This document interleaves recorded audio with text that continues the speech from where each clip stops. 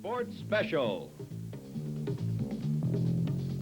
From the Granite Curling Club in Winnipeg, the CKND PWA Curling Challenge. Featuring Rick Bolt, the 1980 World Curling Champions from Saskatoon. From Calgary, two-time World Junior Curling Champion Paul Gausel. Also from Calgary, the 1978 Canadian Men's Champion and 1979 World Bonspiel winner Ed Lukowich. And from Winnipeg, the 1979 Canadian Junior Champions and runners-up in the 1980 World Junior Finals, Mert Thompson.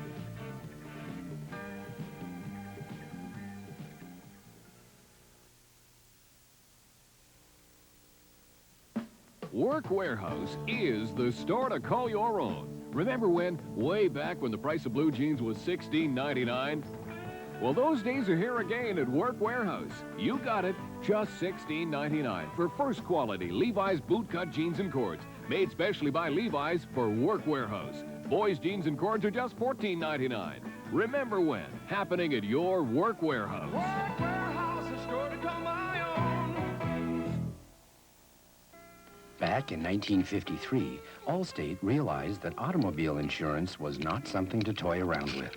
So Allstate pioneered the Drive-In Claim Center, where you can get your claim settled without having to run around for estimates. And in most cases, leave with check in hand.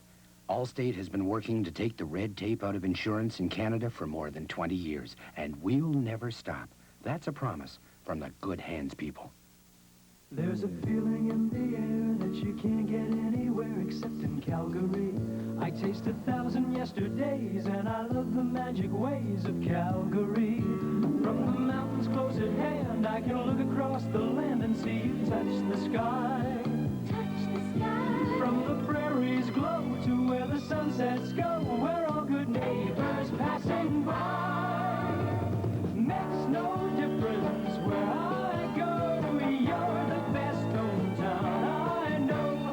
Hello, Calgary. Hello, Calgary. You know we love you. Makes no difference where I go. You're the best hometown I know. Hello, Calgary. Hello, Calgary. You know we love you.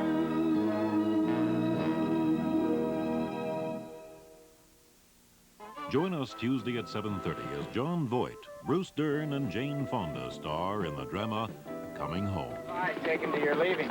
Sometimes I think she hates everything military. But she stands behind me. She knows I want it more than anything else. How about Sally? She's okay.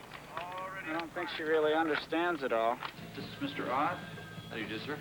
Mr. Roberts. Captain, how are you? You're with the FBI. Now, come on. I'm not a child, man. Gentlemen. Luke Martin, nickname the Duke. He's cute. Co-captain of the football team. What one thing would he want on a desert island? A mirror. Thanks for letting me know. Coming Home with Jane Fonda, Bruce Dern, and John Voight this Tuesday at 7:30 here on Channels 2 and 7. We're starting off with the hitting game. They're just playing it very safe, going after each other. It'll be interesting to see what shots do develop, however, as the game progresses. Yeah, these guys are very experienced, and they'll play it a little cozy at the start, I think, just to feel out the ice conditions and see how the other team is throwing, and they won't take any chances early, I don't think. Contrary to a Paul Gausel style, they'll probably not gamble as much. Ron Schindel there, who just delivered that one, the lead for the Lukowich ring. And if I remember correctly, back to the Silver Bruin that was held in Winnipeg, he is a lot of the spirit of this team.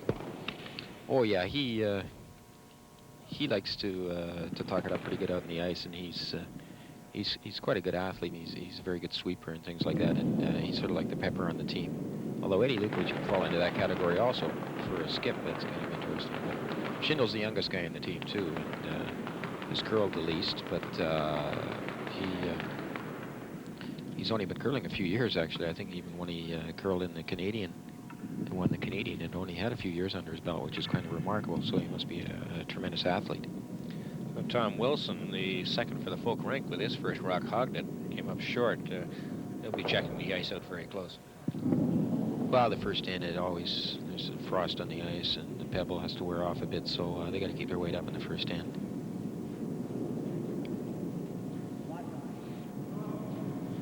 The winner of this contest, that we mentioned, will go on to meet Martin Tomset, who was successful in defeating two-time world junior champion Paul Galzel. And this Tomset rink, as we mentioned before, is going to be a rink to be reckoned with in the future. They certainly are, particularly in Manitoba. They're considered one of the better teams right now, and they're going to only improve. And it's good for the future of the game in particularly Manitoba, with a rink of that caliber at that age. Well, Tom Wilson now with his final of second rocks. He hogged his first one. And, of course, that you always have to watch once you have hogged your first one. You don't have to wait too much. All right, it's easy to put it through on this ice, and it won't take very long before it gets very, very keen. The ice at the Granite Curling Club here is quite keen, and I think you'll see it starting to float fairly nicely in a short period of time. Rick Folk, who we mentioned was successful at the Silver Broom in Moncton on a date he'll remember, Sunday, March the 30th, the day that he edged Christian Sorum of Norway 7-6. Yes, and also ending a drought for Canadian teams. And, it was a long time coming. Wasn't it? Big 0-72. That's right. We're all quite pleased to see that. That one is coming over a touch too much for him. Knocks the Folk rock back, but Mike Chernoff put the broom with it, and I don't believe it might possibly, as Folk takes a look at it. Yeah, I think it might be out.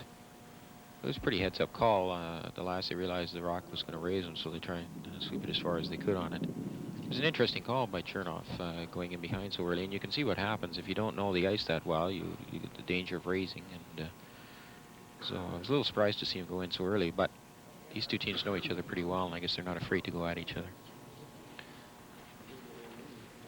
The Folk will now turn to his third man, Ron Mills, to possibly come in behind that lone guard that is sitting out in front.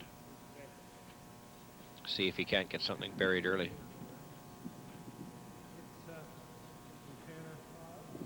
Of course, the Wilson brothers, we should mention too, here the front end of Tom and Jim, are probably one of the best sweeping combinations in the country. Well, actually, it's an interesting point to bring up, and they're one of the few teams around now that still uses a corn broom. Love those corn brooms. Well, I gather you do, yes. But the push broom is, well, actually, Galzel and Lukowich are the ones that have revolutionized the game in Canada for using the push brooms. And Folks rink are the ones that are one of the few teams that use them. The others use synthetic brooms of some kind, but very few use the straw now. And they're obviously successful as they're the world champions. But as you say, very, very good with them, as is shown right here. That one hung out a touch on Ron Mills, more than he wanted to, but he does make it into the rings, and he'll guide it back into the 12-foot. But still wide open. The only guard left sitting out in front is about 7 o'clock in front of the house.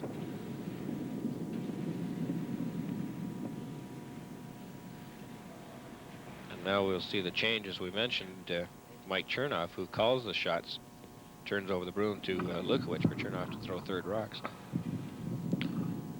Yeah, they, as I say, they apparently did this a few years ago when Eddie used to call the game and Mike would play third, but Eddie would prefer to have Mike call the game and concentrate more on just his shooting rather than having to call the game, and I think it's proved to be very, very successful. Well, he looks right on line with this one. Maybe about an inch more to the right of the center line. Just wondering if Eddie's brother Morris Lukowich, the star with the Winnipeg Jets, might make it down here to see his brother in action. It's quite possible. A very famous family. From what I understand, as a matter of fact, Morris did a fair amount of curling through high school, but then turned to his hockey career. Well, actually, it's quite a famous curling family because Eddie, along with his brother Mike in 1962, were the Canadian high school champions. And up until the early 70s, Mike and Eddie curled together, and Mike was a tremendous curler, and I believe he moved out into Alberta somewhere, and I'm not sure how much curling he does still, but they were together as one of the top teams in Saskatchewan for years. Ron Mills to the out turn, but it's floating a touch on him. We'll catch enough of it, but the shooter also will roll out. I noticed something there interesting too about Rick Folk, the skip, who is one of the few, I guess, who give a very prominent signal as to what turn they want. He holds the arm out. Most skips just put the broom down. You know that you're... Well, actually, in a situation like that, when you're taking very tight ice on it, sometimes you have to remember the obvious, and he'll often just indicate the correct turn, because it looks at a time like that, when you're taking such little ice, that it could be thrown either way. And even at this caliber, you have to sometimes remind one another what turn to throw. Well, Lukowich and Mike Chernoff decided to go to the outside ice and come around that lone guard that is sitting in front. A good look at Chernoff on your screen. Look of serious dedication. He's been at this game for quite a number of years. Well, they keep the brooms on because it is really coming over. If has enough to get by, it started to fall off once it got down near that guard. But that's a fine shot for the first end. To be able to go out on that kind of green ice out there is a very difficult shot, and you can see the guys are really into the game already, doing a lot of hollering right off the bat. As I say, these teams have played against each other many, many times, and both have a great deal of pride thinking that they're better than the other one, which is, we all like to think that way, and it should be prove to be an interesting game.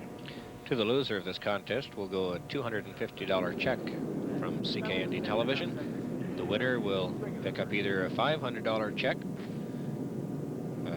If he loses to Art Thompson, the winner of that match, of course, will receive a system pass courtesy of Pacific Western Airlines for a winner of the 1980 CKND PWA Curling Challenge. Definitely some fine talent that has been made available to us this year, thanks to PWA coming in on this curling challenge with us. Glad to have them aboard. A little bit of a pun intended. A little aboard, right. Yes. Yeah. You have to learn that airline terminology to work with these people. Right. You can't, I could have said all aboard, but then we're going the wrong direction. That's right. Aboard is plane talk. That's right. No, plane talk is in PL. We won't get into that any further. No, it could be a we long just discussion. missed a key shot, Brian. Rick unfortunately got a little outside, or it ran very, very straight down there, and just a little extra weight, it just held right up. So we're still in the first end of play between Rick Folk of Saskatoon and Ed Lukowich of Calgary. Might add, by the way, if you see some other curlers on the ice, and certainly recognizable faces here in Winnipeg, there is other league play that has commenced during this afternoon. They no doubt will want to get their share of camera time. That's right. There's some very impressive curlers out here. Eddie Lukowich. His first of Skip Rocks. They keep the brooms on it all the way. Now he's called them off as he gets to the line.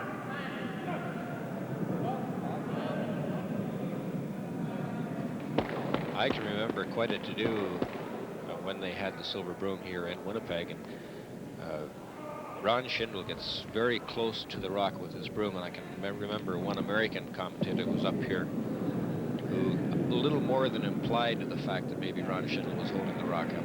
I remember there was quite a hustle in the press stands at that time. Well, at the time, with the push broom just being basically unknown to most of the Canadian curlers, there was a lot of controversy about it. Now that there's so many teams using it, I think that's kind of died down a bit, and people realize when everybody else is using them that, well, they don't take advantage of a situation like that, and I think most of the guys are very, very fair on it.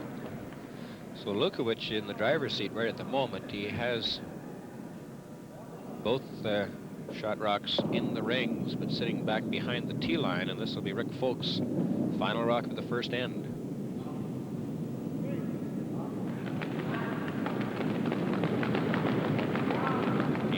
want to, of course, get a nose hit, remain there to force Lukowich to stay within the 8-foot. That is exactly what is transpiring, but I guess if there is an advantage here, Lukowich does have a bumper to go to. That's right. He'll try not to play down to that, but they do have in the back of their mind that that's the case. Now, bearing in mind that this is an 8-end game, 2 right off the bat is a big jump for teams of this caliber. And Folk didn't want to obviously give up a 2. And Lukowich, this is a great opportunity to get a bit of a lead.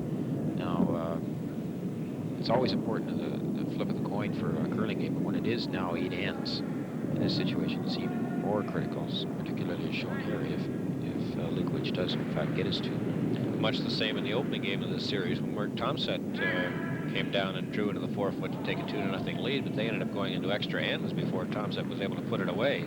Exactly. In this case here, Eddie Lukowich draws it down into the 4-foot and almost to the button. A great shot by Lukowich. So he will pick up 2, and the Ed Lukowich rink from Calgary takes a 2-0 lead over Rick Folk from Saskatoon. We'll return with more of the CKND PWA Curling Challenge from the Granite Curling Club in Winnipeg right after this timeout.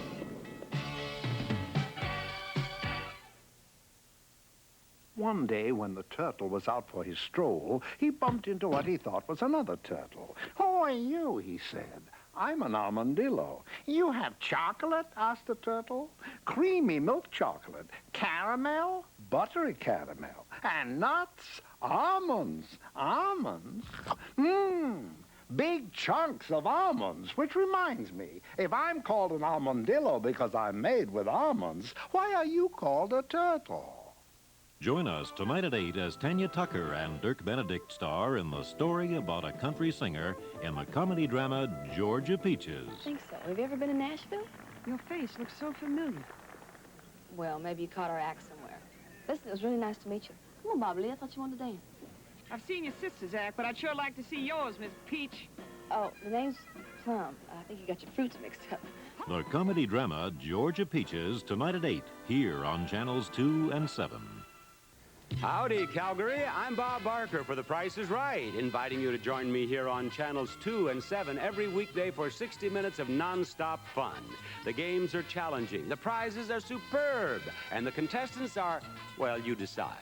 It all makes for a great time, so join me Monday through Friday for The Price is Right here on channels 2 and 7. CFAC. The Price is Right every weekday at 4:30 on CFAC.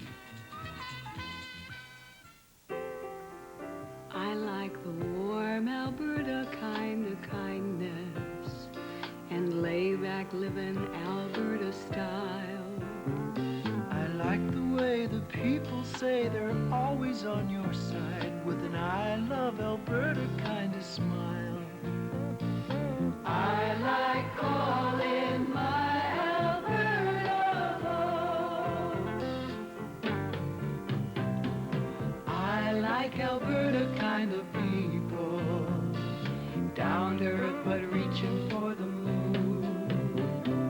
I like watching kids grow up with lots of room to grow and chase Alberta dreams all afternoon.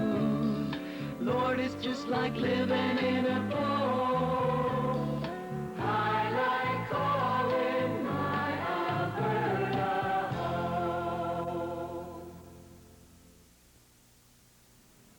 Did you ever feel you've been had by an ad? Facts manipulated to create a false impression? Product claims inflated? Performance misrepresented? Have you ever found prices changed or products switched before you can buy? It's an old game, but you can help us put an end to it. If any ad misleads you in any way, contact the Advertising Standards Council. If it's wrong, write and get some action. Draw to the 4-foot with his last rock in the first has Lukowich of Calgary leading Folk of Saskatoon 2-0 as we pick up the action in the second end. Incidentally, a geologist by profession. And at the age of 43, is the oldest curler on the ice. In contrast to the Gausel-Tomset group, these guys are a little more experienced, but it shows you, if you watch a guy like Chernoff, it shows you that you can be tremendously competitive at an older age, showing the beauty of the game of curling, actually. surprised that you would say 43 is at an older age. I checked your birth certificate just before we went on the air. There's a great shot by Chernoff. As you say, rolls to the other side of the house, and they're in fine position at this point. Well, as I'm comparing him to the Tom Setts and the Gowsels and that, but obviously, do you consider yourself a curler at this caliber, though? No, not difference, you see. I was looking more at age than curling. I see that. But it is interesting to see that once you get into your 40s, I know in Manitoba some of the better curlers, Barry Fry, Gary Ross are in their 40s, and tremendous curlers. So it's an inspiration to all of us. The accent on curling has really improved over the past years. I don't think it really received the attention it warranted. Now I'm talking maybe 8 to 10 years ago. Well, that's true. Now that we're, it's interesting you should bring that point up, but now that they're getting involved in great corporate sponsorships like Pacific Western Airlines, getting involved with with you guys in here in the challenge, and also in our major bonspiel in Winnipeg, you've got major corporate backing like that, bringing bigger prize money. You get bigger prize money. You get more attention from the media. The game is booming. You get colorful guys in the game. For instance, Paul Gowsel is basically the most publicized, one of the most publicized athletes in all of Canada, if not the most. And it all brings attention to the game of curling.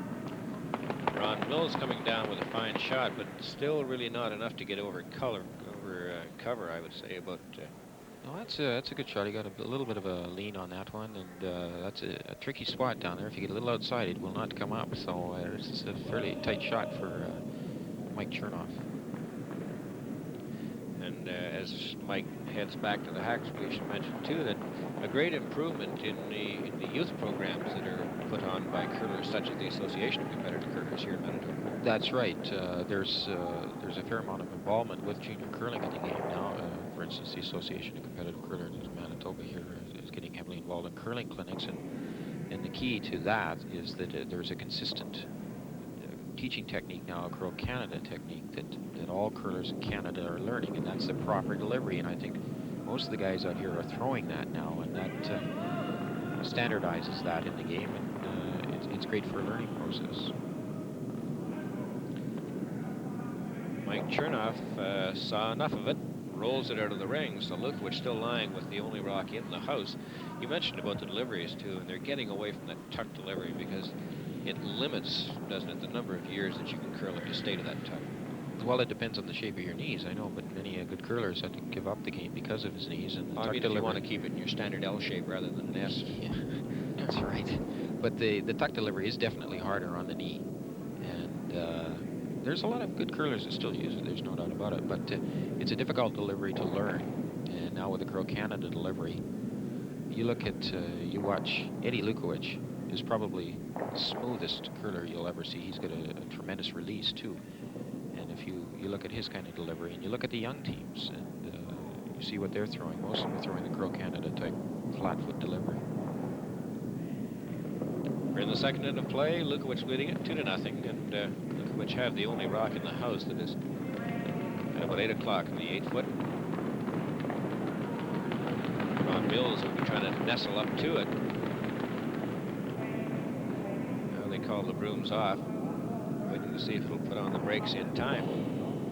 You'd like nothing better than to freeze right up to it, but he bumps it back in touch. Shows a great confidence that Rick has in his team for the draws. Now, a lot of people think, well, he has just straight confidence in Ronnie Mills for making the draw shot, but I guess the major responsibility for the draw is up to the sweepers in the front end, and he has tremendous confidence in the Wilson brothers judging the sweeping, and he knows that they can make up for a lot because they are such powerful sweepers, and to be drawing like this early in the game shows that he's not afraid of anything because of the confidence he has in his team. You alluded to the delivery of one Ed Lukowich. We'll get a look at it right here.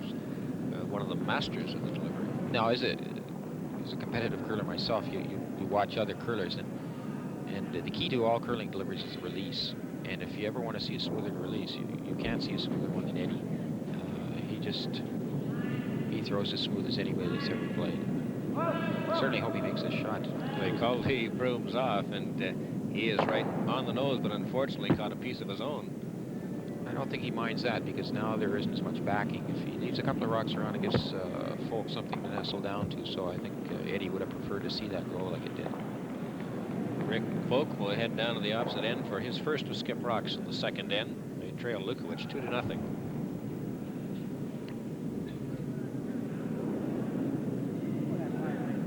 Now everybody knows how good Rick is as a curler. He's won the Saskatchewan Championship the last 3 years in 78, 79, and 80. Runner-up in the Brier in 78, 79. And then, of course, winning it with winning the Brier last year and then ultimately going on to be the world champion. But he's also probably the best amateur golfer in their province, too. So that's true. He's a good sportsman. He's been on their Wellington Cup team 6 times, they claim, and I think he's won the Saskatchewan Amateur 4 or 5 times. So a tremendous athlete. Should pass around some of that talent. I don't know. Is that fair? Yeah, he's kind of hoggy, I think. Pardon the expression for curling. Well, he managed to get a piece of that Lukowich rock. The shooter also rolls out, so the house is empty. And it'll be up to Mike Chernoff to hand the ice for Lukowich to see if they can come around behind that one lone guard that is sitting out in front and make Folk chase him. If not, he just is a simple matter of blanking the end and maintaining the last rock. That's right. Since it runs so straight coming the other way, I think Mike and Eddie realize that this rock will probably move a little bit. So they're trying to take a little more ice to make sure they get around that guard. And even if it's partially in behind, that's all they care about because it makes it difficult for Rick on his last shot. And with a 2-up lead, they would love to steal another one to go 3-up, which in an 8-end game makes it tough.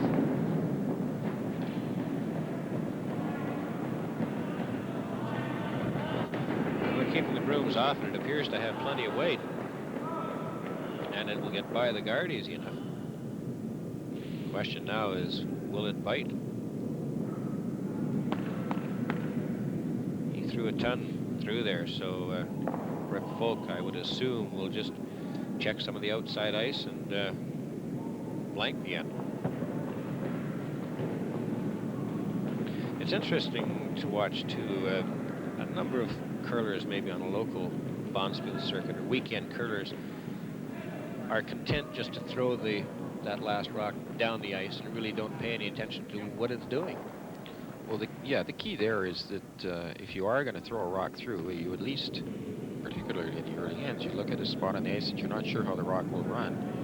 So you give that broom where you want to see how the path will go, and you throw accordingly. And you'll watch here.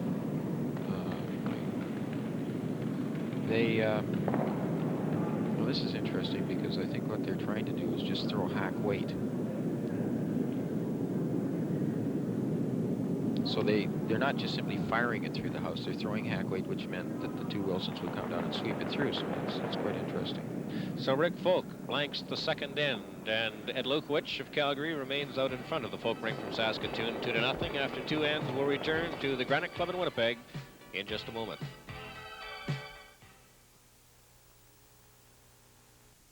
One day, when the turtle was out for his stroll, he bumped into what he thought was another turtle. "Oh, you," he said. "I'm an armadillo. You have to make yet, like we did in our opening round very early against Thompson and Gauzel." Well, that's right. These teams played a little more conservatively than Gauzel will play it, but nonetheless, I think that you'll see it. They'll start to get into the guard game like they're trying to do now, and I think you're going to see some key shots here. Of course, what they do too, with the amount of experience in this ring, is they wait for you to make one mistake and then jump on you with both feet. Well, that's right. They both respect each other though so much. They know that they can't afford to make some errors in judgment on things like that. So they're going to just be very, very careful what they do against each other. So Tom Wilson sets up a guard out in front. And Mike Chernoff will be asking Dale Johnson to go after it. Dale's probably the quiet member of this team and low-key. He farms out of the Medicine Hat area, and he's 34 years old and one of the smoothest curlers in the game. They hit that one right on the nose. That is the only rock in play at the moment, as we have gone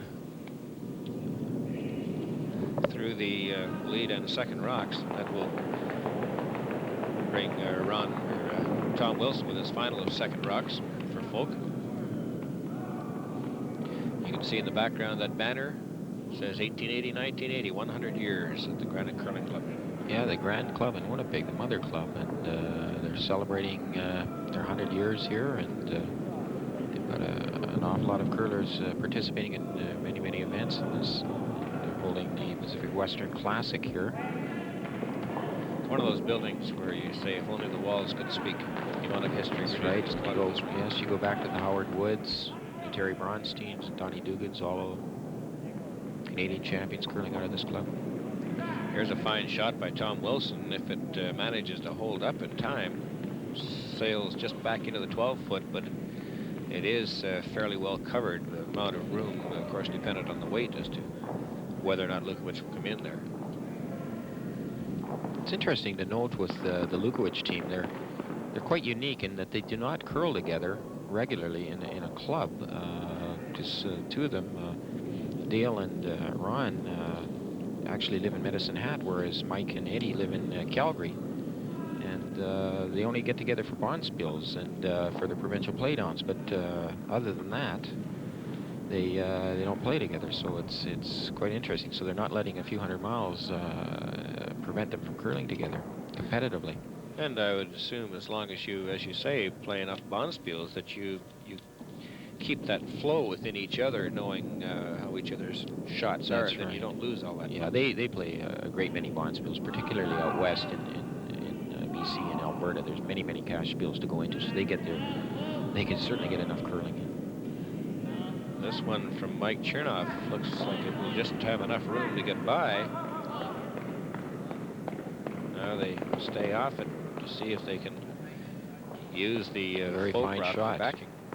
Mike, incidentally, his is quite a curler, and it goes way back into 1964 when he curled in the Briar with none other than the great Ronnie Northcott.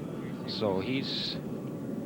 Now who's that gentleman there? Well, there's the world-famous Jack Matheson, not letting his pipe interfere with any sort of curling ability he's got. As we mentioned, at the same time that this CKND PWA challenge is going on, there is also league play going on around them. Of course, that does not disturb the curlers of this caliber. No, and I think the curlers watching them would wish they were as good as these guys. Of course, Jack Matheson might say, well, what caliber did you think I was when we had the shots? That's right. Ron Mills hoping to float down to the Lukowich rock that is in behind cover. Will he have enough to nudge it to the side? Yes, gets it back, but all rocks remain in play. That's as good a shot as he can make in that situation. He has to be very quiet. He can't really try and take that thing out. So he made a fine shot there. There's been some excellent shots already behind that short guard. I was going to say, I had no sooner alluded to the fact that we were playing a straight hit game here, but now they're coming up with some key shots that justify the publicity these people get. That's right. Mike Chernoff, who holds the broom really throughout the play for the Lukowich rink, and then turns it over for Ed Lukowich to throw skip rocks. This one's still riding the outside now, starts to come over the center line, and they're very careful about whether or not they put the brooms on it because of the weight. Now it's starting to make its move.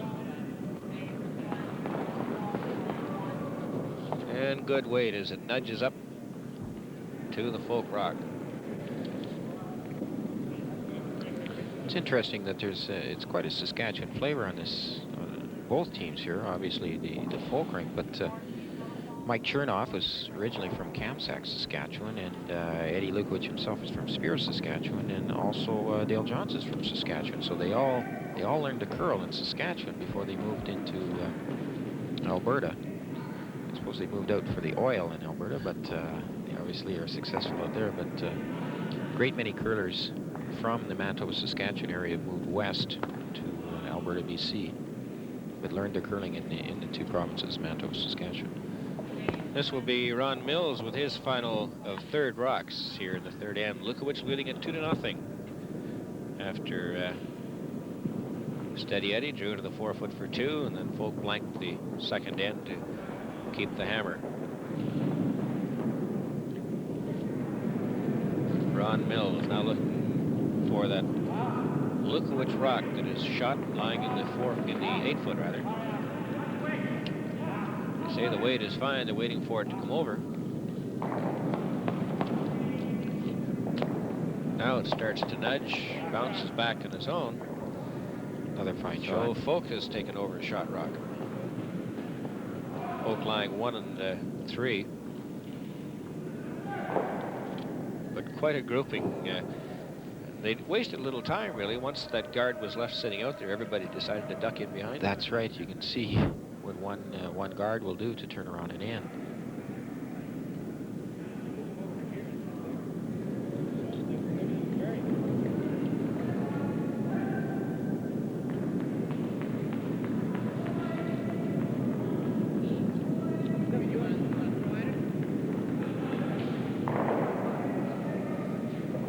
So a little summit meeting down at the end between Ed Lukowich and Mike Chernoff to decide just what to do as we get down to skip rocks. Folk holds the counter. They're just biting in the 4-foot. I believe Lukowich is counting second and fourth. I think that back rock, the yellow one there, is still in play. Yeah, that's right. They've got to be careful here. They've got a lot of rocks in play, and they don't want to set up any combination that's going to allow Folk to get any more than the 1 in this end. So this Ed Lukowich checks out the ice on his way down to make sure that there are not any straws in the way, and he'll settle himself down in the hack for his first of skip rocks here in the third end. See the amount of ice being given by Mike Chernoff. Quite a huddle in the back of the house. Lukowich with liver, Folk lying with shot rock. Right, he gave it a fair amount of steam, and now as it moved off the line, it really starts to cut. Will he have enough to get by the guard? Yes, he does. Takes 1, knocks his own out. But now that turned out to be a good shot because now Eddie moved partially in behind the guard, and it'll be difficult for Rick to get this one out the side. Although he appears to be trying to nudge it out the side, it'd be a very difficult shot. This will be Rick Folk's first rock, first of skip rocks here in the third. He trails it 2-0. And he would enjoy nothing more than just nudging that out and hoping for a Lukowich miss. That's right. This is Rick Folk's strong point, though. This is his game. This is what he enjoys playing. The fine come-around stuff, the delicate chips. This is where he is considered the best.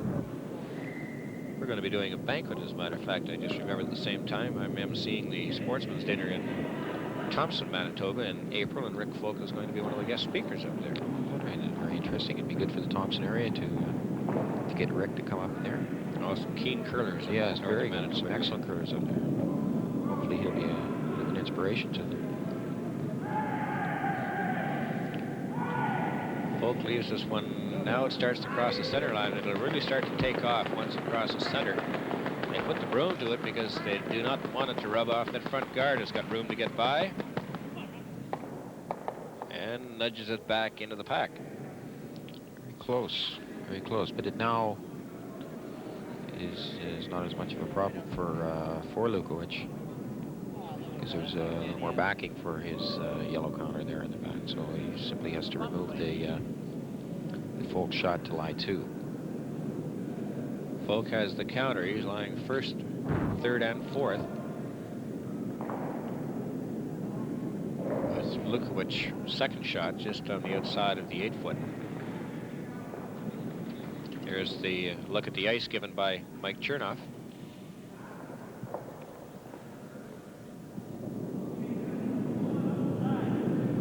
Steady Eddie Lukowich. That's right. I don't know who gave him that nickname, but he was certainly well known for that in the 1978 World Championship in Winnipeg Arena. What an eventful week that was. Certainly was. Shame for Eddie not winning it, but many believe still the best team in it. It could be a Canadian sour grapes, but they keep the brooms on it all the way, and you lock it back at an angle. Will the shooter stay in? No, that's heads up calling by Mike Chernoff there. He wanted to get that rock out of the way so that it doesn't leave the double for Rick Folk. Many guys would have just sat there and watched it, but he's trying to get it out of the way. But you see, Rick is looking at it now, so that was heads up curling on the part of Chernoff. So it's just biting in the rings, and obviously of concern to Folk and his third man, Ron Mills. See, they're looking at the combination here to see if they can make the double for 3, which would be a great shot. But his only other option is just a straight draw. So they're looking at the angles here where they'd have to get it. Folk trails at 2-0 after Lukowich drew to the 4-foot for 2 in the first end, and then Folk blanked the second, so he certainly does not want to pass up this opportunity. See, this is tricky here because Rick really doesn't know how it's going to run out there. He has to guess at the ice a little bit. And just, you know, it's a long shot, but I'm not sure whether it's a percentage shot, but he seems to want to go after it. Of course, from this, it's hard to tell the angle even from that shot, how playable the shot is.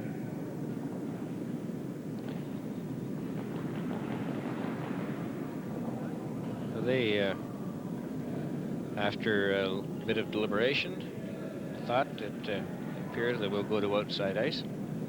Notice Rick is trying to keep the ice clean. Now that what he's cleaning away is straw, and being the only team out there with straw, that's their own mess they're cleaning up from that, so it won't be from the Lukowich team. It's interesting because straw brooms do leave a lot of material on the ice, and we get into it later about Folk's team really knows how to take advantage of that. They really know how to play the straw brooms, and they use it to their advantage, and it's a lot of curlers not aware of how good they can do that kind of a situation. They really have a lot of control over the rock because of it. Rick Folk with his final rock of the third end. He trails it 2-0, and he has to get into this pack that you see there.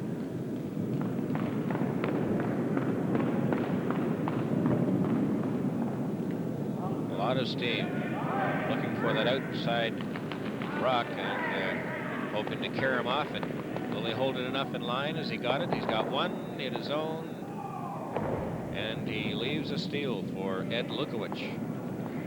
So after 3 ends, Ed Lukowich manages to steal one and goes in front 3-0 over Rick Folk of Saskatoon. We'll return with more curling action from the Granite in Winnipeg right after this timeout. I asked my Valentino to go find me a vino, a sparkling white vino, the man of my dreamos. He found me the vino. Self-serve to conserve money. Simple as that. They check my oil, tires, and tell me if they see any mechanical problems. Self-serve saves me money. Full service saves my car. Now that's... Swain and Don Finkbeiner back at the Granite Curling Club in Winnipeg, where Rick Folk of Saskatoon trails Ed Lukowich of Calgary by a 3-0 count. In case you've just joined us, Lukowich drew into the 4-foot for 2 in the first. Folk decided to blank the second in favor of keeping the hammer, but it backfired on him when he tried for a double kill, and the shooter rolled out, leaving Lukowich a steal of 1. And that's how we sit as we enter the 4th end. Here we got Mike Chernoff not taking any chances, doesn't want to give any opportunities for Lukowich, and he has Ronnie Schindel throw the rock through the house. Now, obviously, Folk has got to get something going. Being only an 8-end game, as we've mentioned before, he has to get some guards up front, and he'll be calling for Jimmy Wilson to try and put up a corner guard here. The fact is, you say that it is an 8-end game, it puts a little more intensity into it for the curlers because you don't have any extra time to play with. That's right, and particularly when you're up against a rink the likes of any Lukowich, you do not want to get down 3-0, even if you're a world champion. So the pressure's certainly on Folk here now to try and make a comeback. Paul Gausel in the opening round almost was successful in his comeback bid after trailing Thompson early 2-0. They ended up going into an extra end, and before Thompson was able to win it 5-3 when Paul Gausel came up short with his final rock of the extra end. Yeah, well, Paul always likes to go at the opposition, and in that case, he got a few breaks, and actually he could have made it a little closer. In a way, his team were a little off in their draw weight. Otherwise, who knows what would have happened. Ron Schindel, the lead for Ed Lukowich. Straight down, takes the guard out of there, and rolls over himself, nearly out of play. Not of any threat, really, to either rink at the moment. Well, they can bury something in behind that, but they would have to be used a lot later.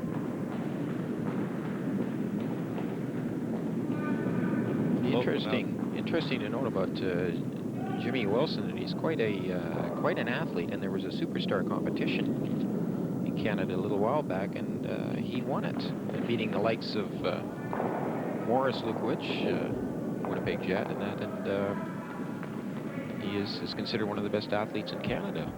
And it's for those who think that curlers sometimes are maybe not pure athletes. I think that Jimmy shows them what true athletes curlers really can be. There's a lot of curlers who really get into this game on the competitive angle too, do a lot of flexing, a lot of weights, this kind of stuff. It's not just a matter of getting out and sweeping. No, that's right. Well, you, like any other sport, when you play at the top level, you have to keep in shape, because if you're physically not in shape mentally, then you start to get tired mentally also. And I think you, particularly playing front end, you have to be in good shape. And quite often, a lot of the curlers are very good athletes. In that case, particularly at the top level, of course. Dale Johnson blew his rock right through the house, leaving a guard sitting out in front, belonging to Folk. Yeah, he just stepped up the weight a little bit, and it just hung out. Rick is immediately asking Tom Wilson to come in behind him. Rick needs a 2 in this end. He's if he gets only 1, then he's in big trouble. But if he gets a deuce, he's back in the game, and then he can start to do something and work away at it. But the deuce is very, very critical for him. He may end up with tap back raise on his own, as that one really started to cut over on him. Yeah, it is moving a great deal, whereas the other turn falls back a bit. This turn moves a great deal, and Tommy Wilson, I think he got out to the broom, but it still moves in there, and instead of getting in behind, he simply made a raise, leaving it wide open for Dale Johnson here. Johnson was wide in his first takeout attempt, and he appears to have cut a bit of weight off of this one, but it still will have enough, and that roll will bring it over the opposite side of the house, and still no cover at all behind in front of it. That's a good shot. This time he was going to make sure he wasn't outside on the room. He probably compensated for it a bit by turning it in slightly to make sure he at least hit and stuck around. Folk would like nothing better than to erase this Lukowich rock and get a little roll of his own back in behind cover of that front guard. Fluid delivery of Tommy Wilson.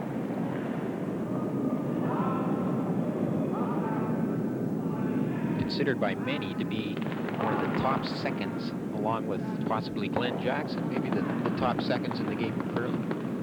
Well, I mentioned earlier the fact that Tom Wilson, during that Silver Broom final in Moncton last Sunday, March the 30th, curled 83% in the final, which is outstanding. Oh yeah, Tommy's been around a long, long time. And incidentally, it's been interesting to note that Tom had curled years with Eddie and Mike Lukowich. And there's a whole bunch of combinations in that. And Lukowich used to curl with Folk. And Mills had curled with Lukowich, all in Saskatchewan. And Wilson had curled.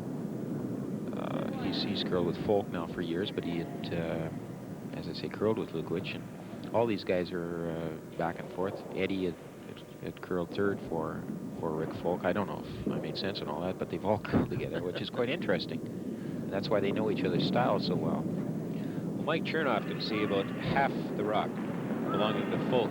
He's in the 8-foot behind cover. That is riding down the center line. It will get by the front guard.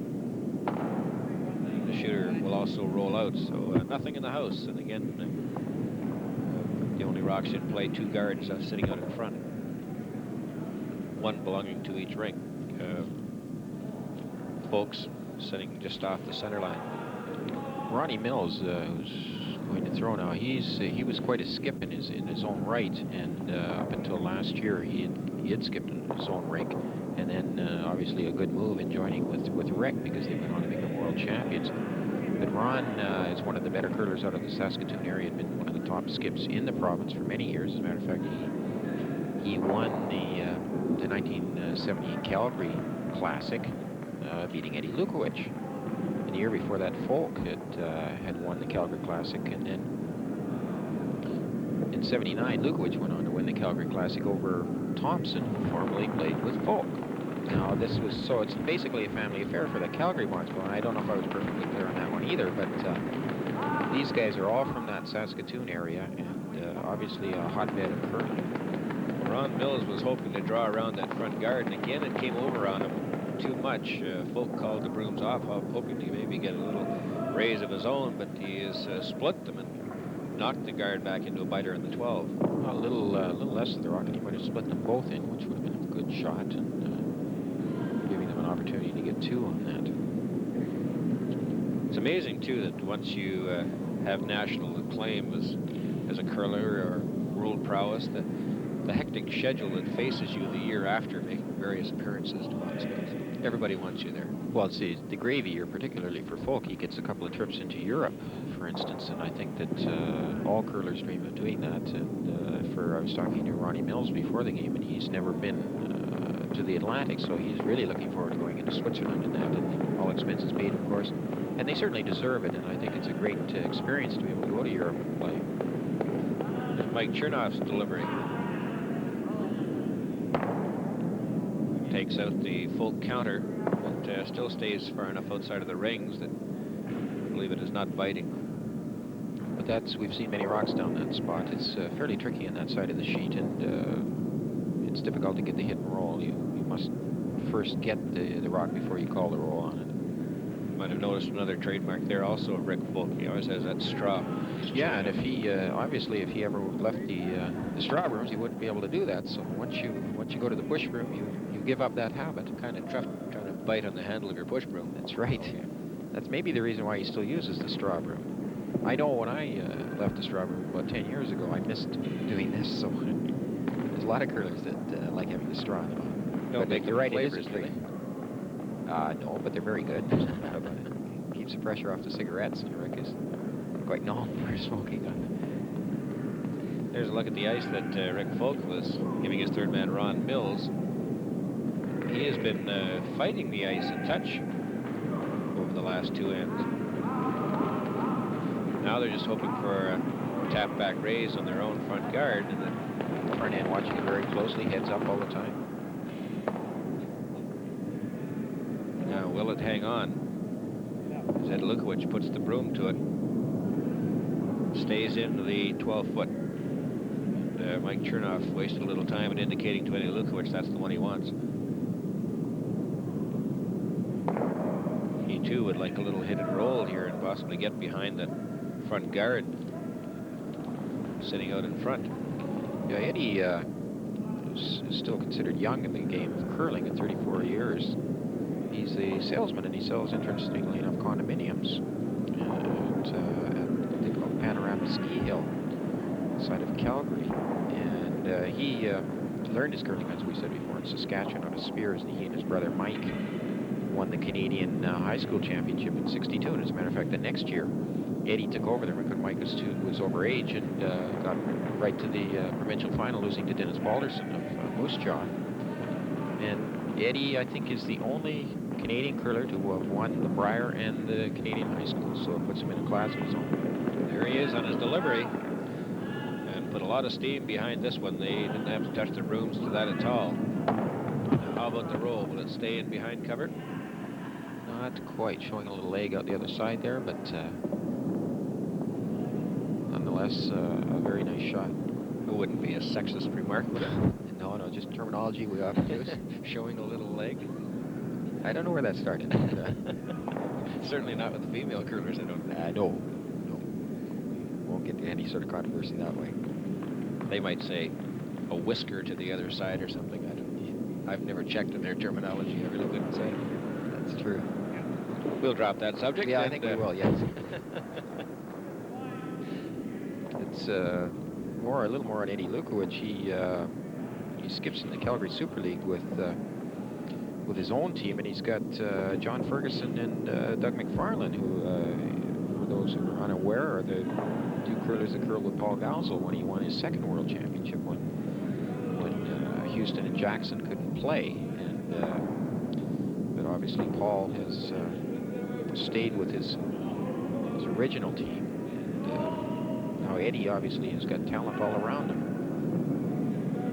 Lukowich leads it 3-0 after 3 ends, and this is the first of skip rocks for Rick Folk, who desperately needs to count a pair in this 4th end to stay within reach. As Don mentioned before, it's only an 8-end contest. You can't afford not to pick up some points in the early going. Does it have enough steam to get down and freeze to it? No, it doesn't. It's still a fine shot. An interesting rule here, when that rock approaches the tee line, a lot of curlers don't realize this, but even on your own shots, that only one person is allowed to sweep behind the tee line. Quite often you'll see teams flailing down the ice and both sweepers, and the third comes out to help, and they'll all sweep it back behind the tee line. But as soon as that rock hits the tee line, only one sweeper can take it from there. And that again is the skip for the third. Generally. No, not necessarily. Like in this case, they let Tommy Wilson continue on because he's the inside sweeper, and they want to leave it with with the stronger sweeper too.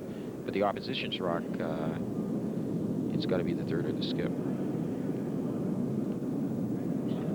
Now this is a tricky shot for Eddie. It runs pretty straight down there, and he can't afford to drive it straight back. And if he were to hit and roll out, Rick has got a possibility of splitting that front one in on the top right-hand side there, in the top of the 12-foot, to get his 3. So Eddie would like to stick around for sure on this. This is Lukowich's final rock of the 4th end. Concentration and a lot of weight. Now it starts to move off the center line. He hit it, knocked Gilliman out, and rolled out with a shooter. So Rick Folk will have to now decide, can he nudge that front one in to count 2? He desperately needs some points. Yeah, that's true. It's a tough split. It's a long way to go. Yeah, if he were to be splitting to try and get 3, he'd definitely go at it, and it's a little more difficult now. He's certainly looking at trying to do it. I think maybe he feels that if he has enough weight to knock that one down and rolls over, it could possibly be the Lukowich rock on the outside that will keep his own in play. That's true, but that would take a fair amount of weight to get all the way over to the Lukowich rock too, which could mean moving the guard out a little bit too. So I don't know. Well, Ed Lukowich and Mike Chernoff look on, as obviously Rick Folk heads to the opposite end and has decided on his shot along with his third Ron Mills, and it would appear that they are going to try for the split. Yeah, I think as you mentioned that Rick feels he's got to get 2, and he figures this is probably as good an opportunity as he is going to get, so you might as well take it while you can.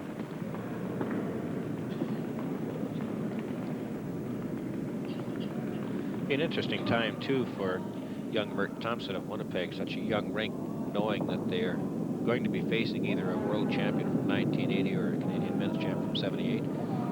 That's right. They're anxiously waiting the outcome of this game, but I don't think they're too worried about it either way, because if they obviously weren't rattled playing Paul Gausel, so I would say that this looks like he has a nice shot. Now, will either one of them stay in? He would just as soon blank it now and not keep that in as one had rolled out, but it does stay around the bite, and Folk is going to have to take 1 in the 4th. So the score after 4 ends, Eddie Lukowich of Calgary has 3, and Rick Folk of Saskatoon 1. And we'll return with more curling action from the Granite Curling Club in Winnipeg in just a moment.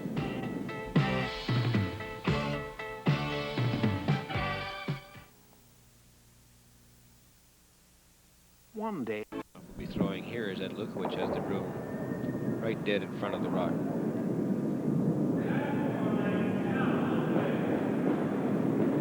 Look at the helmeted Mike Chernoff. Jimmy Wilson's counterpart. The hats. Look at how straight that rock runs down there. Yeah, that is a straight running turn. Plenty of weight on that. Mike is not that concerned about sticking. As a matter of fact, up at the front of the house, sometimes he would probably mind rolling out. He's, the main thing in their situation right now is just to keep things simple and clear and not to get it too complicated. Look at the Lukowich front end as they march back down the ice.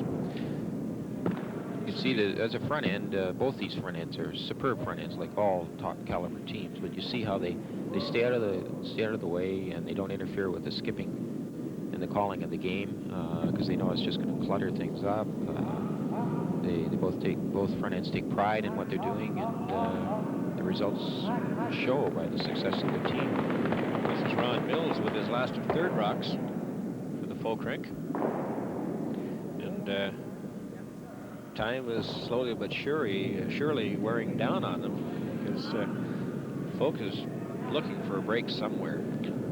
Well, actually, we can go back to that shot that Rick tried back in the third end, where he tried the double and only got one. That looked. It'd be interesting to hear his comments after the game, but it looked like a very, very difficult shot. And at that stage of the game, playing outside ice, it was questionable, perhaps, why he would try it, and it would have given him the lead. But now he's faced with a difficult task of trying to come back on squad. Mike Chernoff taking exactly the same route. Get one and rolls to the opposite side of the house, doing little really but changing the ice. Nonetheless, the main thing here is to keep the concentration and make sure you don't miss the easy shots.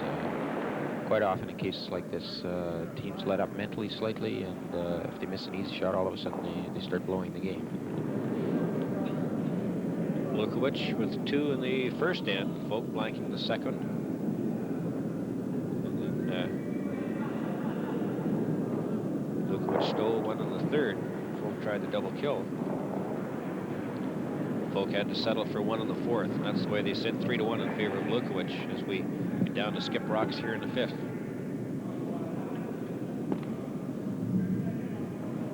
What a glorious day this man had on Sunday, March the 30th of last year. It's true, it was a great moment for all of Canadian curling, and as we said, it's been a long time since Horace Malchuk in '72 that we've had a Canadian champion, plus some really rough ones, including Lukowich losing in '78. That one will get enough of it. And the shooter also rolls out, so again the house is empty. An interesting point about Eddie Lukowich losing in Winnipeg to Christian Sorum.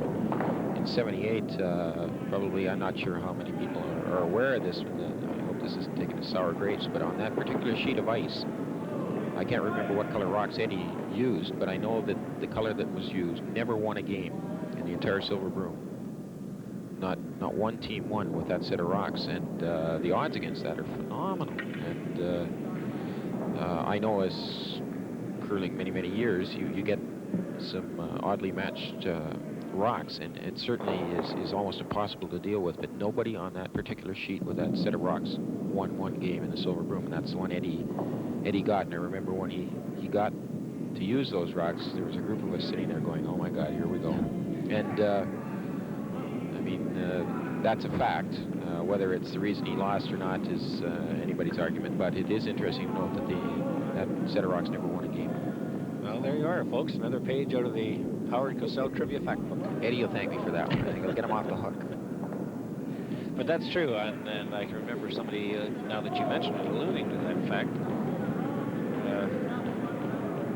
whether it was by choice. As you say, I really don't know if he selected those rocks or whether he had the option to select. Yeah, I am terribly biased when it comes to watching curling like that, but after watching that entire week, to me, there was no doubt in my mind that Eddie Lukowich's team was the finest team out there. But curling being curling, anything can happen, and as curlers, we all suffer the consequences of that. But Eddie's team was head and shoulders over the field. But that's the way curling goes, and we as Canadians have to suffer that. But the Europeans have certainly come a long way thanks to the teachings of people like Ray Turnbull and the Christian Sorums, and the Attingers out of Norway and Switzerland are tremendous teams. But I think in that case, Eddie's team was the outstanding team in that particular silver group. Well, this will be Rick Folk's final rock of the fifth end, and he trails it 3-1. The only counter so far belonging to Ed Lukowich at the back of the 12. That started to float on him, but he will take it out, and the shooter will roll, but he just made it by the slimmest of margins. I think he thought that was going to float a bit too much on him. It was good sweeping, kept that one up. So Ed Lukowich will simply check outside ice, I would imagine.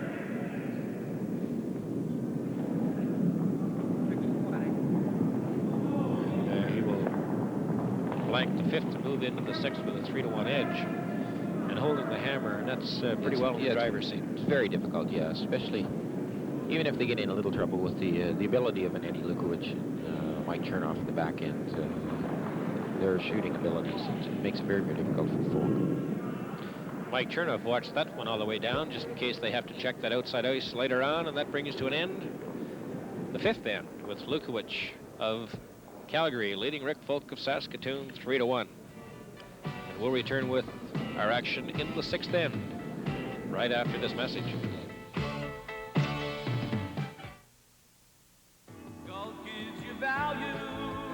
Value, like Gulf's hydro-treated premium multi-grade motor oil. Value that rigorous testing shows can give your engine year-round on-the-road protection for a regular price. Value that gives you the added security of going up to 15,000 miles between oil changes if you want to.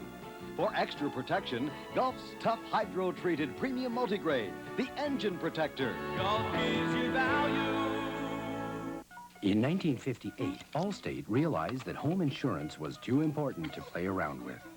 So Allstate helped to pioneer home insurance with on-the-spot claims payout by an Allstate representative, often within hours.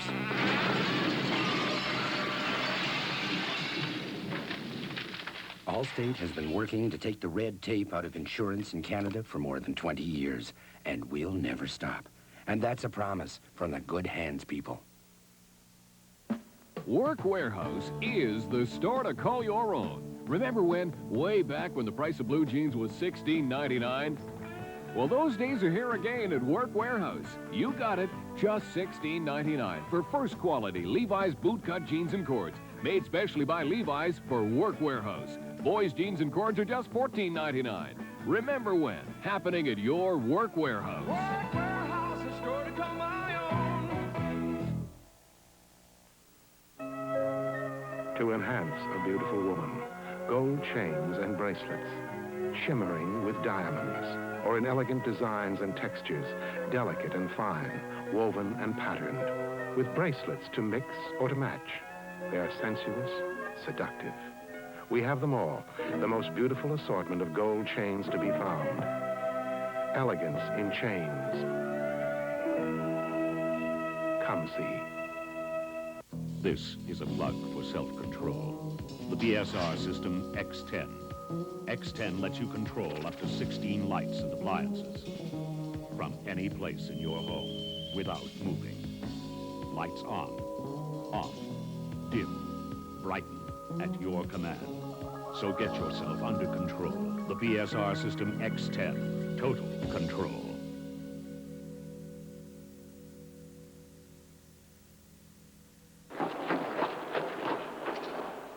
These aren't just snow tires.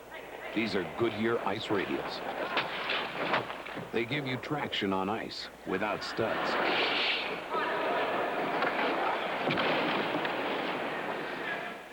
To get around safely this winter, get a set of Goodyear ice radials around you.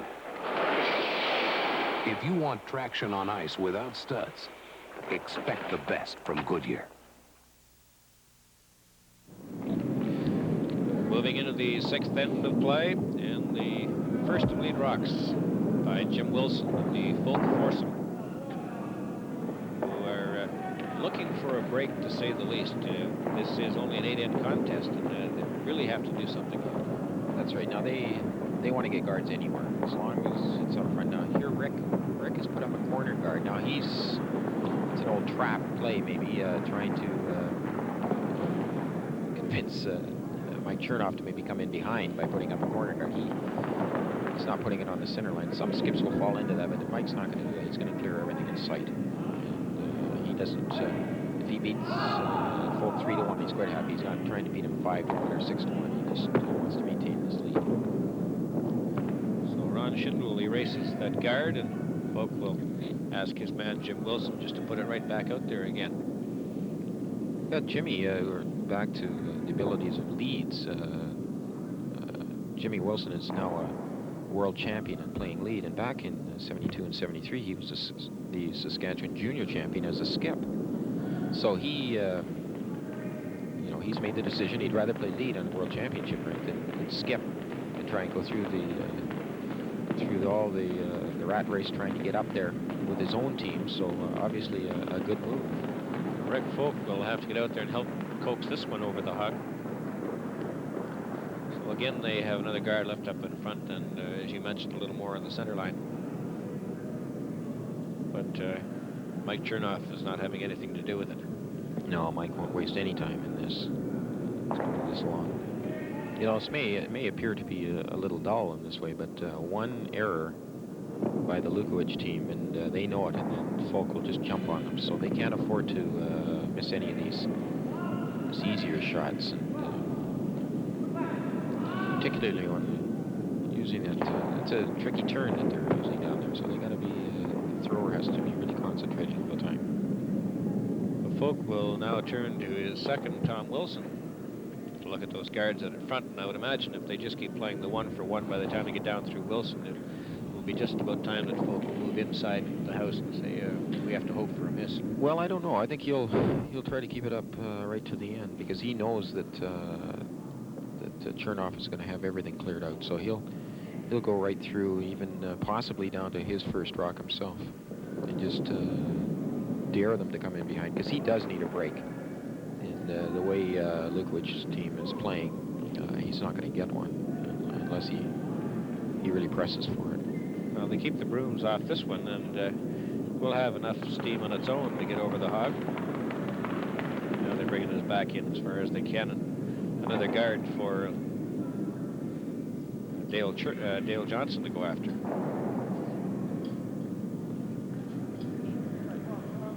In case you've been late in joining us, Lukowich took 2 in the first end with a draw into the 4-foot, and Folk blanked the second. Tried for a double kill in the third, but had a shooter roll out and left him with Lukowich with a steal of 1. And the fourth, Folk tried for a tap roll for 2, but his front rock rolled out and he only counted the single. That's the way they sit, 3-1. Lukowich blanked the 5th in favor of keeping the hammer, and we're into the 6th end of the play. Lukowich and Chernoff and company just continue to erase any guards that Folk manages to set out in front.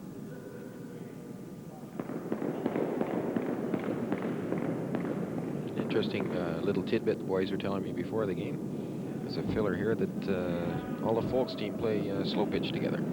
I don't know how good they were. They never got into that, but I would think that Jimmy Wilson would be very good. The other guys, I'm not sure. But Tommy, I think, has played a little ball this time. But I would say that the other 3 of them are pretty good size of the plate. I think so. They're not possibly as slim as Jim, so perhaps maybe they're not quite as fleet, but still, it's interesting because in the off-season they obviously chum around together, which is kind of important for this kind of team. Well, they managed to coax that one over the hog line. Dale Johnson rides the center line.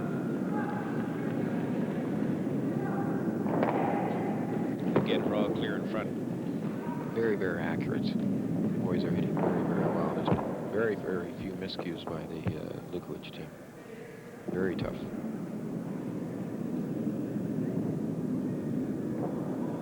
Folk again will set up something. I guess if there is a variance, really, when you're playing this game and you're trying to leave something in front, about the only variance there would be changing from center, going to the other side to see if maybe they're not quite as accurate with one turn as the other. That's true. Rick, he's got to move the guards around a bit and try and give some variety, as you say, and not make it one particularly easy shot. He's got to move around and hope for a miss. That's what he's doing here with this guard, going to the other side of center. Example of powerful sweeping of these brothers. That will hold up about 5 feet out from the house. That will bring about Mike Chernoff for his first of third rocks in the sixth end.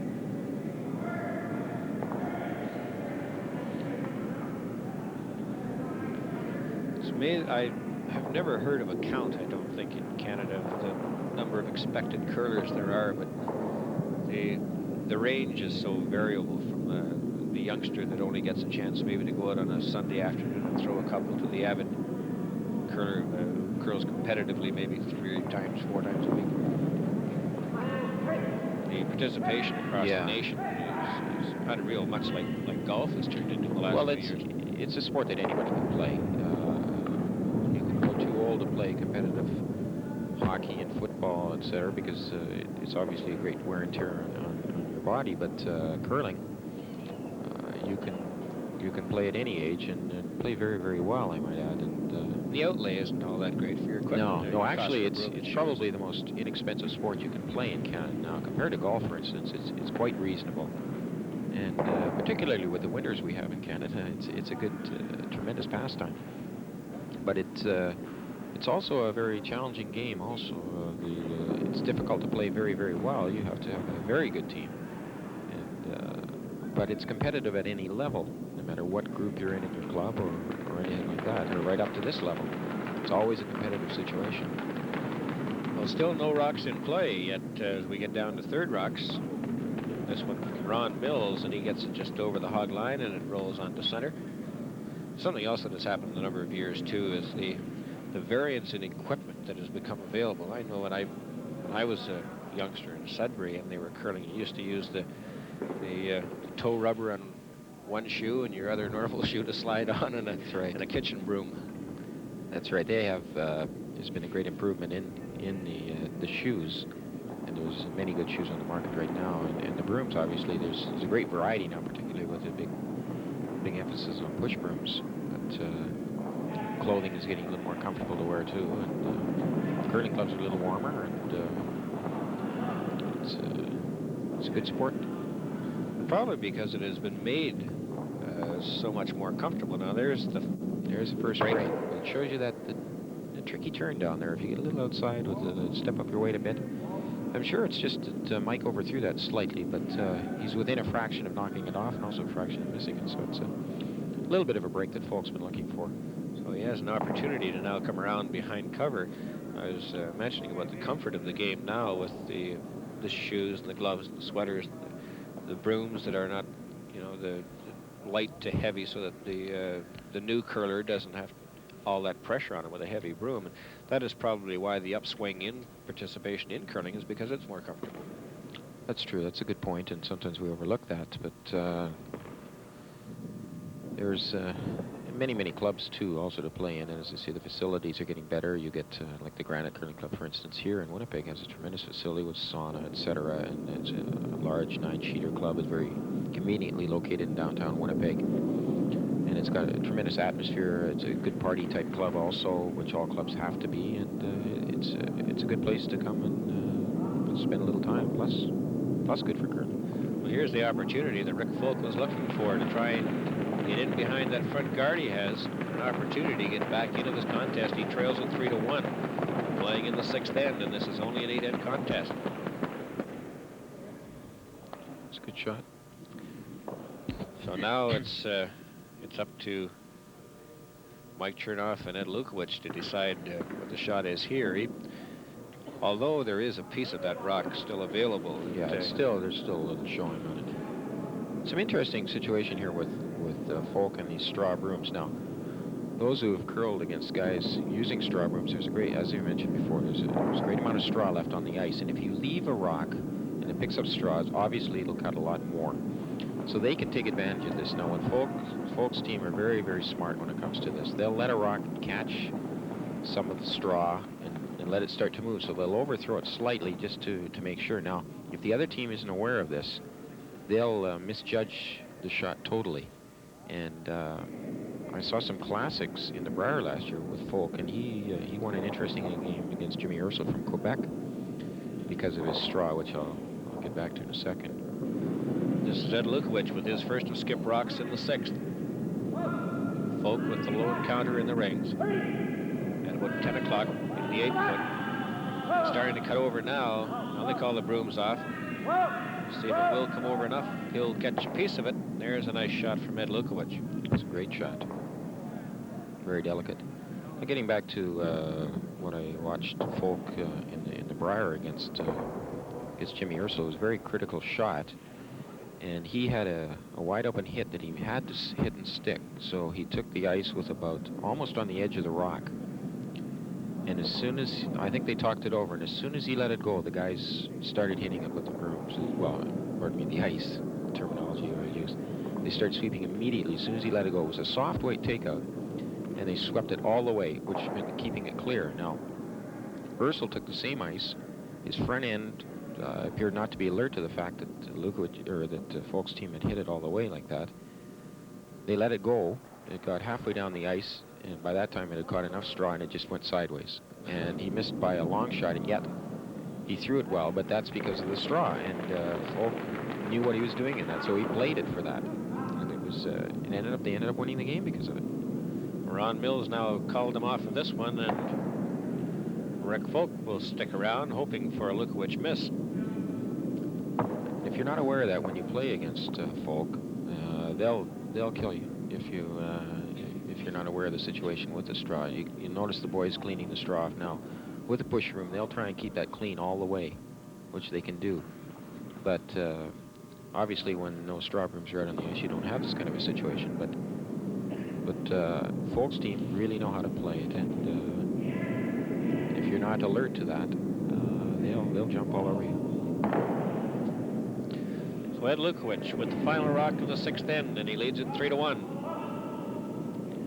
He'll be hoping to just erase this and hold on to the hammer. And it appears he has the right direction, and does, as the shooter also rolls out, and Lukowich maintains last rock as we move into the 7th end after 6.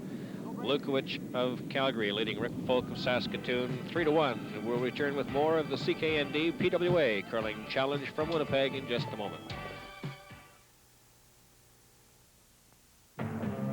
If we say the word Rotax to a real snowmobiler, he knows whose snowmobiles we're talking about.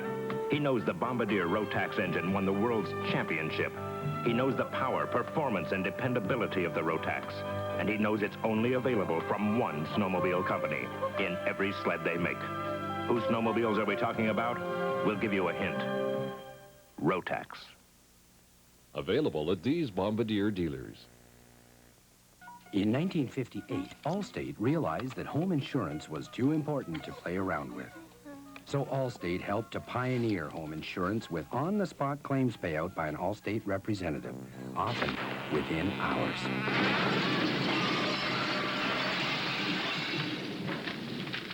Allstate has been working to take the red tape out of insurance in Canada for more than 20 years, and we'll never stop. And that's a promise from the good hands people. They are herding them in at Shaganappi Chevrolet Oldsmobile. It's their year-end clearance on remaining 1980s, and the savings are big. The demand is strong for GM products because GM is king of the road, making Shaganappi the #1 dealer around. With an inventory of 3.4 million, you're sure to find the best deal on 4 wheels. Mid-size, full-size, and luxury automobiles, now year-end clearance priced at Shaganappi Chevrolet Oldsmobile on the Crowchild Trail at Shaganappi Trail Northwest. Ride on in. Golf gives you value Value, like Gulf's hydro-treated premium multi-grade motor oil. Value that rigorous testing shows can give your engine year-round on-the-road protection for a regular price. Value that gives you the added security of going up to 15,000 miles between oil changes if you want to. For extra protection, Gulf's tough hydro-treated premium multigrade, the engine protector. Gulf gives you value. You're invited to Nikon Camera's Black Tie Affair. See your Nikon dealer now for cash rebates on many world-famous Nikon lenses. Nikon lenses go with Nikon cameras. Look for popular Nikon accessories at special black tie prices. Enter the Nikon Black Tie Sweepstakes. First prize is a trip for 2 to Japan. The Nikon Camera Black Tie Affair. This is fantastic. Consider yourself invited at your Nikon dealer now. This is a plug for self-control. The PSR system X10. X10 lets you control up to 16 lights and appliances from any place in your home without moving. Lights on, off, dim, brighten at your command. So get yourself under control. The PSR system X10. Total control.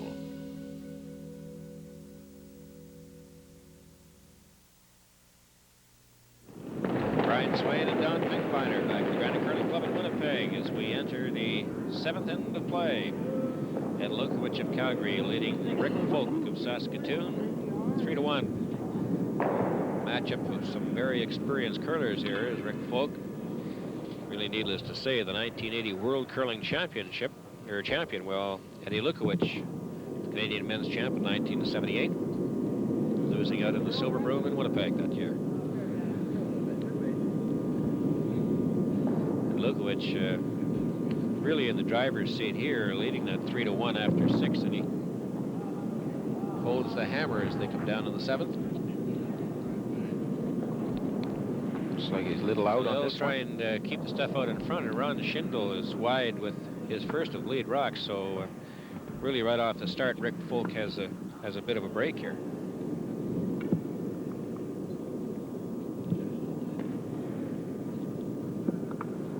Yeah, as we've said many, many times through the game here in the last few ends, that Rick definitely needs a break here to get back in this game. And with only 2 ends to go, he is certainly, time is not exactly on his side. So hopefully, for his sake, he can get something going here.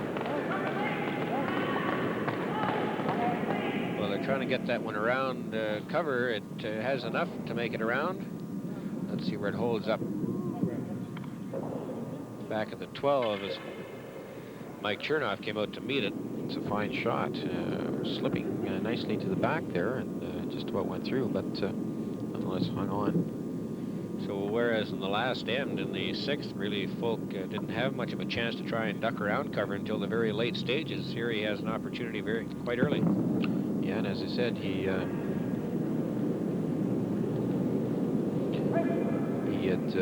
had an opportunity to get one in behind, got it partially in behind, but a fine shot by Eddie Lukowich and nullified any sort of comeback there on that end. Ron Schindel erased the guard. Now Rick Folk will try and set more up in front. So he turns to Tom Wilson, his second. Another fact on Wilson, we have a fair amount of information on these events. Tommy and Rick in 1974 won the Saskatchewan Mix, and they went on to win the Canadian Mix Championship. And they did that in the St. Vital Curling Club in Winnipeg, I believe. So very successful curlers. They'll go to the opposite side of center this time as they waiting for it to grab. Now it starts to get on the center line, and it will hold up short of the house, and they have another guard out in front.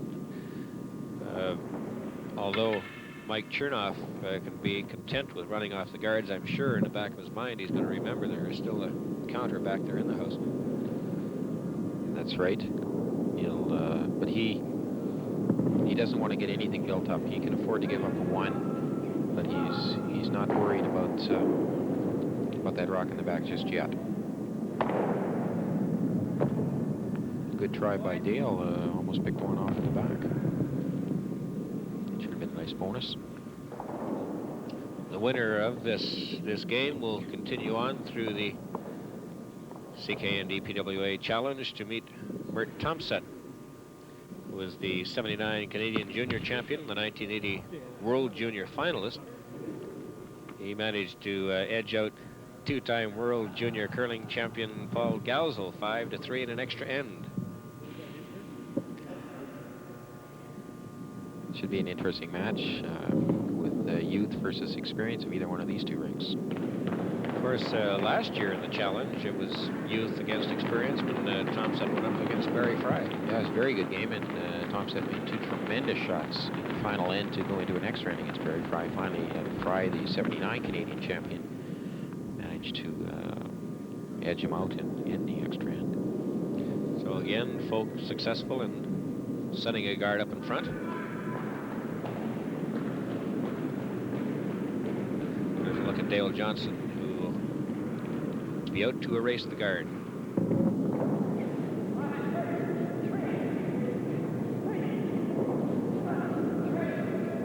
Good weight, but he may end up with a nose hit, and guard is left out in front, something that Rick Folk was looking for. This rink of Lukowich's has been extremely successful also on the Cashfield circuit in 1979. Last year they won the World Open in Edmonton, winning $20,000 against Bernie Sparks from BC. And as a matter of fact, Eddie Lukowich made one of the finest shots ever seen in curling, making apparently a double raise takeout in the last end to take victory away from Sparks. Apparently it was a phenomenal shot. And they won the Calgary Classic last year, also $12,000. So their total earnings were well over $40,000 last year. So this team is not only successful at the Tankard Play-Down level, but also on the Cashfield circuit. Well, when you talk about family names in curling in the West, there's another one, Sparks out on the coast. That's right, been to both the bar. men's, women's, mixed. That's right. Bernie had been to the bar many, many times with Ronnie Northcott, and then on his own when he was out of BC. So, and then his wife, obviously, Canadian Ladies Champion. This one with Folk looking to get around behind cover. He gets it into the rings, but it is still open to Mike Chernoff, who will be surveying the situation along with Eddie Lukowich. At least Rick's getting something going here. He's got the guard out front. Now Chernoff and Lukowich have to be very careful here. They can't afford to take anything for granted. They got to make sure on it, make sure the concentration is there, because another error here and they could be in a little bit of trouble. So a game can swing around so easily in this kind of a situation. Lukowich there in the dark sweaters will lead it 3-1. After posting 2 in the first and a steal of 1 in the third, Folk came back to take 1 in the fourth, and Lukowich has blanked the 5th and the 6th to maintain last rock.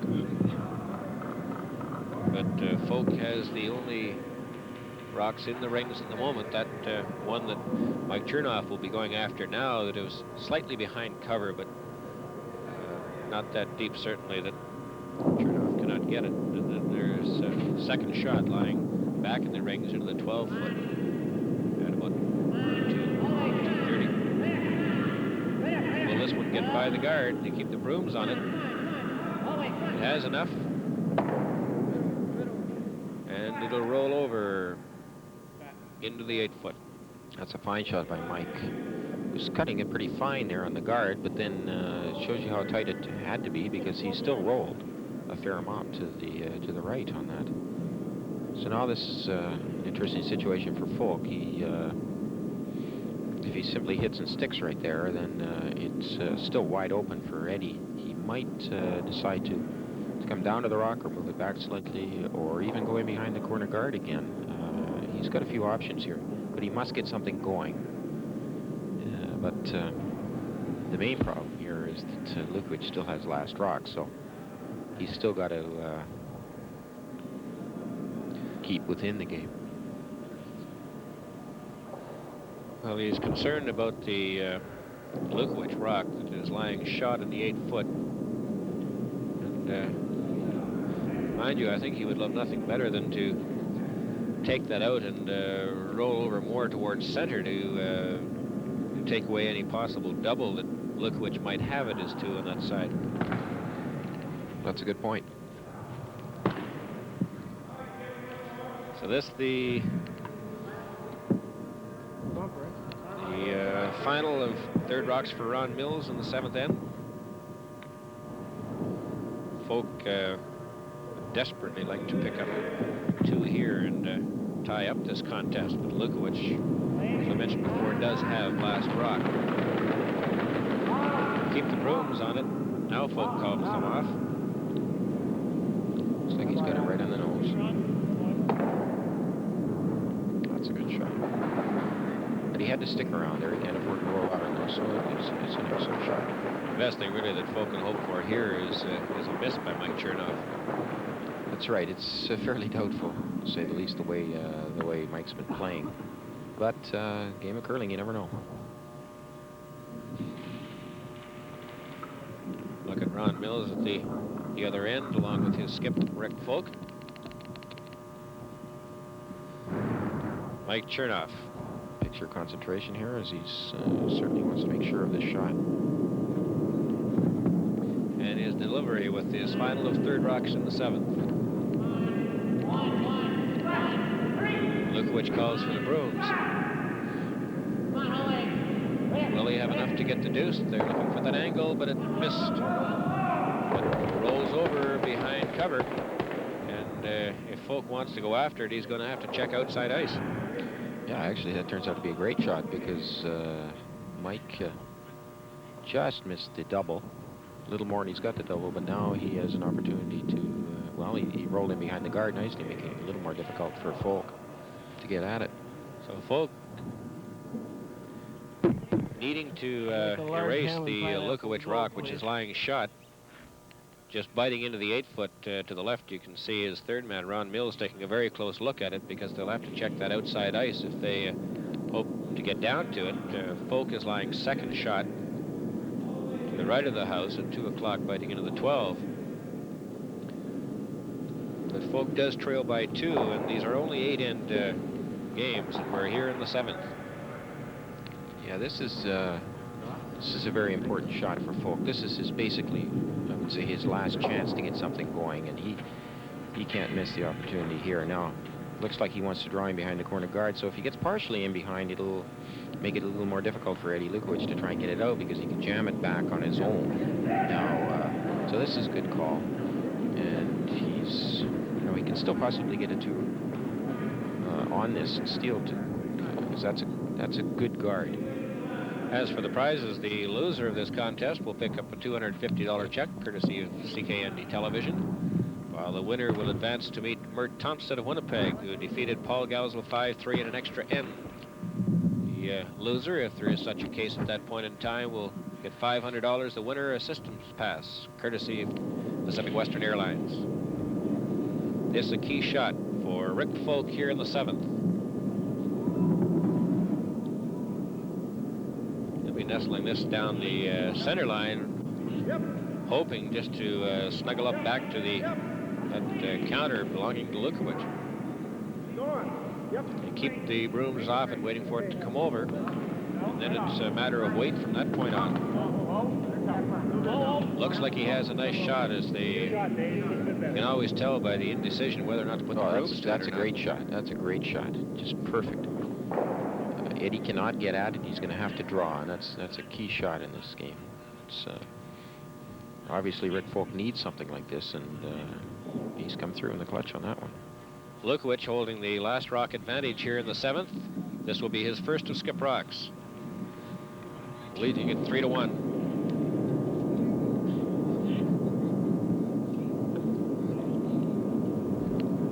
Look at Mike Chernoff and the amount of ice that he is giving to Fast Eddie in an attempt to get the counter belonging to Rick Folk in the 8-foot.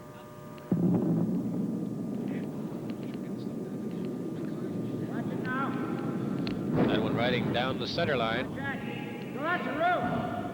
now they want them to watch the brooms to see if it's got enough to come over or not.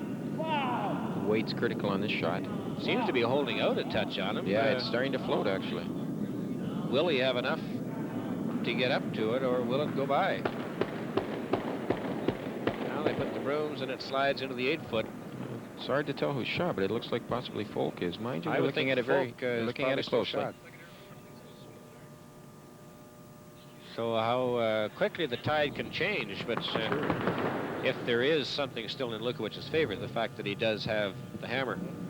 That's true, and also Rick's he's got to be sure who is shot in this, because it depends on what he wants to call now. If he's not shot, it could make a big difference on what he obviously has to play in this. I'm wondering if he doesn't feel at all, if he can take that second shot out of the 8-foot, and I'm sure he's concerned about the roll that he's going to get over back to the center rings. He's got to play it very quietly. He's got to. You're right. Hitting that the last rock that Eddie threw and rolling slightly would be all right, but he's got to roll because he leaves a pocket. Now, if he is shot, he can also come down to his own. I think Rick wants to make sure he's got to get one here. Otherwise, he's got very little chance of pulling this game out. Now, he'll talk it over with Tommy and explain exactly what he wants in here. And it's very critical that Tom and Jim know exactly what Rick wants to do in this, because they can misjudge the sweeping on it if not. Or would he maybe consider going after the Folk rock that is sitting in the 8-foot? The Lukowich rock. Or the Lukowich rock, rather, the yellow one, and hoping to roll it himself, forcing Lukowich to draw for the that's one. True, rather but than, he's take it. Yeah, that's a point. Except he still has an opportunity to steal 2 here if something works out for him. Whereas if he threw at it and rolled out, he'd only have a chance for 1. I think he wants to put extra pressure on Eddie on this one, and I think if it hangs out, they'll go down to the back one and hope that Eddie hangs out on his draw or pulls up a little light, which I doubt if he would, but they want to put extra pressure on Lukowich in this one. Even if he steals 1, he's within striking range, but if he can't allow Eddie to take 1 in this one. Concentration of the 1980 world champion, Rick Folk. Boys are really working on it hard on this one. Well, he certainly doesn't want to nudge his own and have it come over too much. Now they pull the brooms off. Plenty of room by the guard. It'll nestle up beside his own. It's a good shot. Well, it appears, maybe it appears a little open, actually. If Eddie can get by and hits it and spill them, he's going to get himself a 3. So this is, he's not wasting too much time on this. I think he can see that it is just wide open for him. Yes, he's got to be careful here, though. If it stays out a little too much, he can jam it and leave Folk with 1. But if he gets it anywhere near the center, he's going to spill them both. And as you say, he would count 2 or 3, because the other, that 5th shot over there on the right-hand side of the rings really is inconsequential at the moment. That's true. But as you can see from the angle there, that it is a tight shot. He can't afford to get outside. He gets a little inside, he's on that front, so. Here's the final rock of the 7th end. Ed Lukowich, and he leads it 3-1. He gets by the guard, just by it, and he's got a great shot. A super shot by Ed Lukowich, and he'll pick up 3 in the 7th end and take a commanding 6-1 lead, and that's how it sits after 7 ends. Lukowich leading Folk 6-1. We'll return with more of the CKND PWA Curling Challenge from the Granite Curling Club in Winnipeg after this message.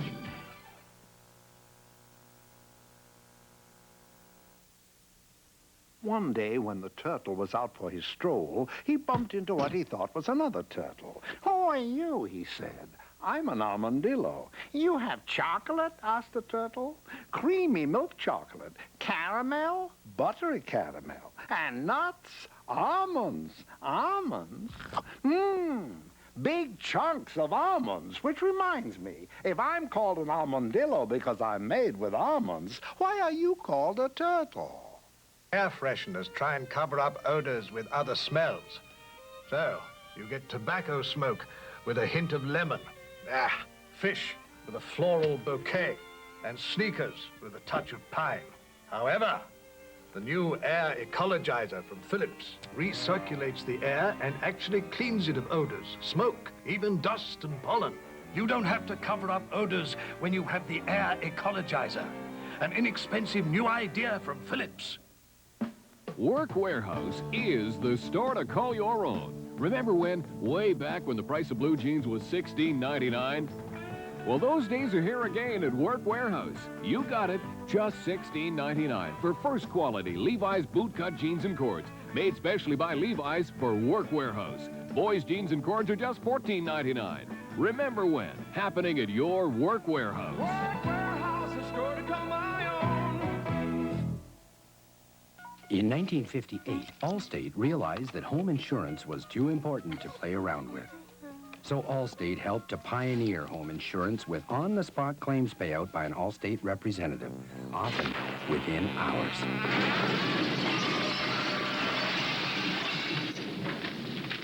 Allstate has been working to take the red tape out of insurance in Canada for more than 20 years, and we'll never stop. And that's a promise from the good hands people. Kathy Van Ness got so excited about Dry Idea Roll-On, we could barely get a word in edgewise. It lasts all day, it's fresh, it's fast, it's quick, boom, you got it on. You don't have to worry about it. Dry Idea Roll-On has almost no water, so it feels dry when it goes on. But that's not all. There wasn't one time that I questioned whether if I had to go out tonight after work at 10 o'clock at night, would I still feel as good as I did at 8 o'clock? It was still right there. Dry Idea sticks with you all day. It really works. I can't believe it. It really does work.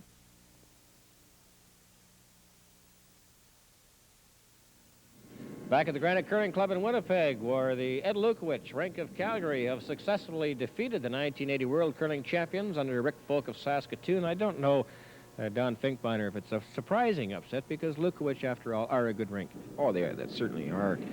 Those of us in the curling world realize the ability of Eddie Lukowich and his team, and it's not surprising. They're both of tremendous caliber, and Eddie put on a fine show.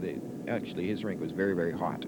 I think if there was a turning point, however, it was in the third when Folk went for that outside for the double kill and missed on it. Yeah, he took a gamble there. That would have put him up 3-2, but he missed that, and he was fighting the rest of the game. So Ed Lukowich now advances to the final of the CK&D PWA Curling Challenge, and we'll have Lukowich, the 1978 men's curling champion, up against the Mert Thompson foursome from Winnipeg with the 1979 junior champions, the 1980 world finalists. We'll have that game next when we have the CK&D PWA Curling Challenge. From Winnipeg, Brian Swain, on behalf of Don Finkbeiner and our broadcast crew, bidding you good afternoon.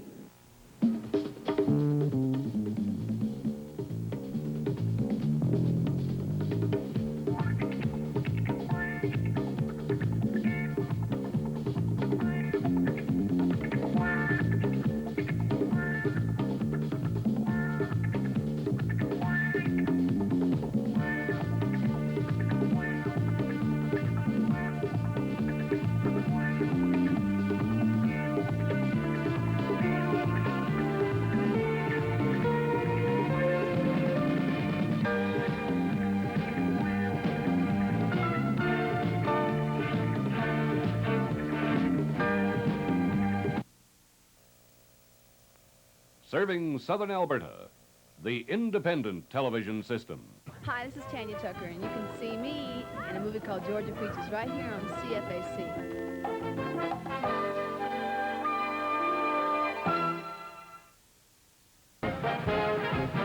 What do you know? It's another edition of the Stampede Wrestling Show. And hi, everybody. Ed Whalen at ringside, and we are going to have us some fun over the next 1 hour. I don't think that Bill Joden of High River is having fun right now. The 242-pounder